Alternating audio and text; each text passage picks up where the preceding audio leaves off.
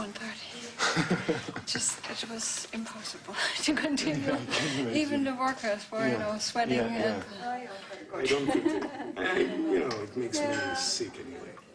Carla montre à Vincent sa dernière découverte. Le Français est curieux de voir si elle confirmera son hypothèse. Yeah, we found one in Lhasa.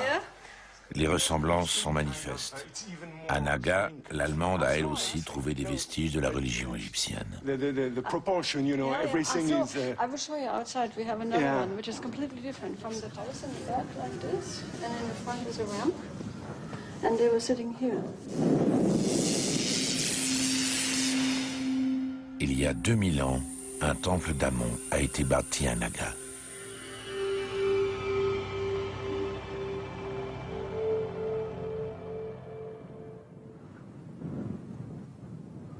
Les vestiges sont dans un bon état de conservation.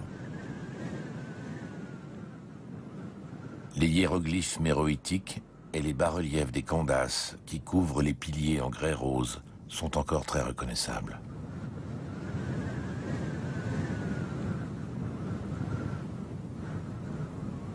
Les prêtresses africaines vénéraient le dieu Amon dans ces salles interdites au peuple.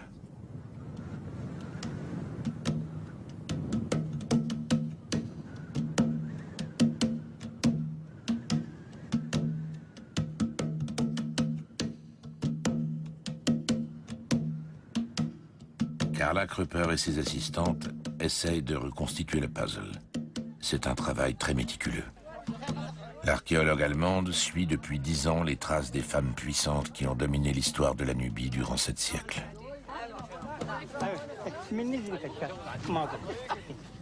Un bas-relief de l'un des somptueux temples de Naga nous laisse deviner l'immense pouvoir de ces reines qui maniaient même l'épée.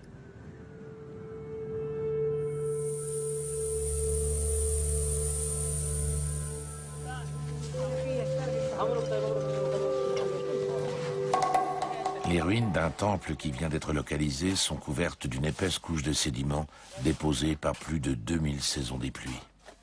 Les 55 bédouins qui travaillent pour Carla Krupper déblaient des centaines de mètres cubes de sable.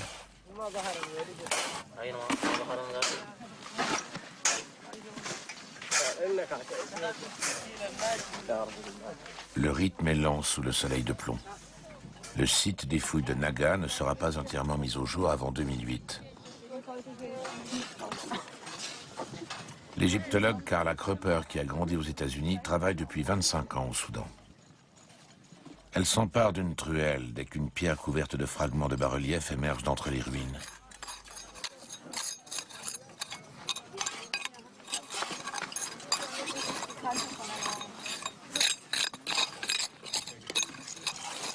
De quelle époque date cet ensemble de sanctuaires ? Ce temple, ainsi que le reste de la ville de Naga, ont pour l'instant été datés de 50 avant Jésus-Christ à 150 après Jésus-Christ. Cela correspond à la civilisation méroïtique.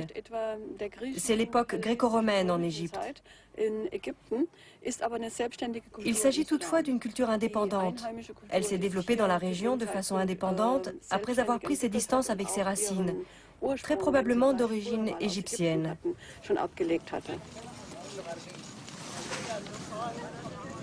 Alors que les empereurs romains régnaient sur une Égypte déclinante, des architectes noirs bâtissaient des temples et des nécropoles sur les rives du Nil.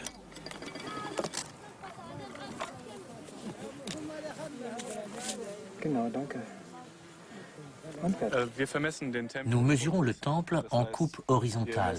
Nous mesurons en fait les angles et les intervalles. Nous convertissons ensuite toutes les données dans l'ordinateur. Celui-ci calcule des points que nous relions entre eux. On calcule en fait la position de pierres essentielles. Ensuite, on complète les cotes à la main.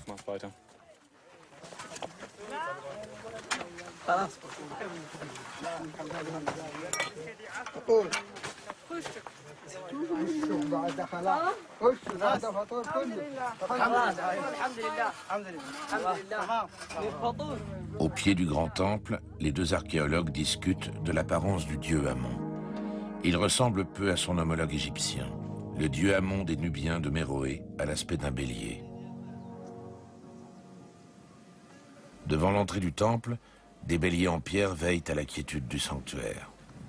L'association d'Amon avec une tête de bélier, une forme primitive de la divinité, atteste de l'ancienneté de son culte en ces lieux.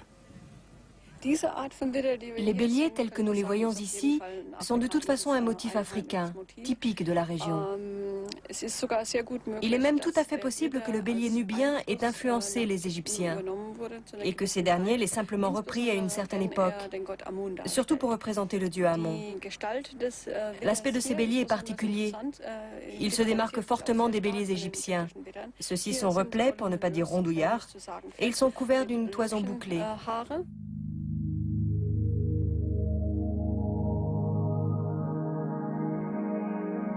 Le dieu Amon, adoré dans ces sanctuaires, avait été africanisé.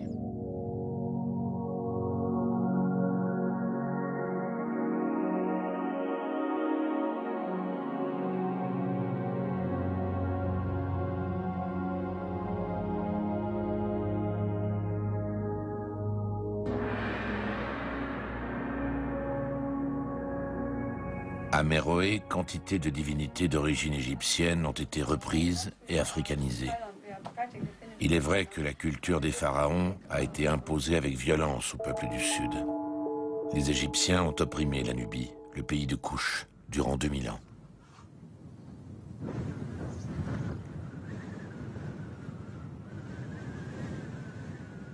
Pour le pharaon Thoutmôsis III, 15 siècles avant l'épanouissement des Candaces, le pays de Couche était une source de matières premières, l'arrière-cour de son puissant empire. Thoutmôsis y puisait les ressources nécessaires à sa gloire. Les esclaves nubiens étaient robustes. Les pharaons les faisaient capturer par centaines de milliers.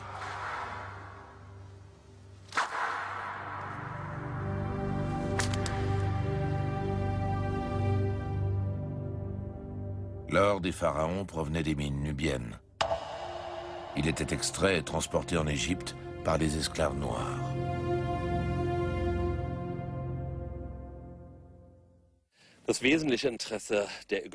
Les Égyptiens s'intéressaient à la Nubie pour ses ressources naturelles comme l'or et pour sa population noire qu'ils utilisaient comme main-d'œuvre servile. La Nubie était aussi une zone de transit pour les produits de luxe ramenés d'Afrique noire à destination de l'Égypte. Il était donc crucial pour l'Égypte de contrôler cette région.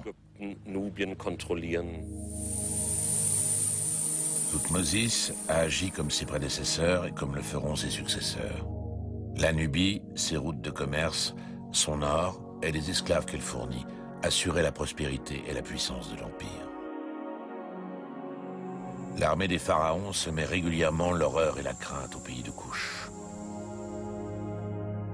Le pharaon Sésostris remarque avec mépris: Attaquer est courageux. Battre en retraite est une honte. Quand on s'élance vers les Nubiens, ils prennent la fuite.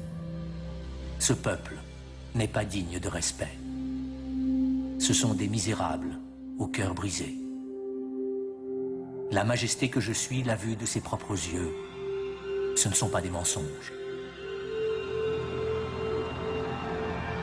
Sur ce bas-relief, Ramsès II s'apprête à tuer un noir.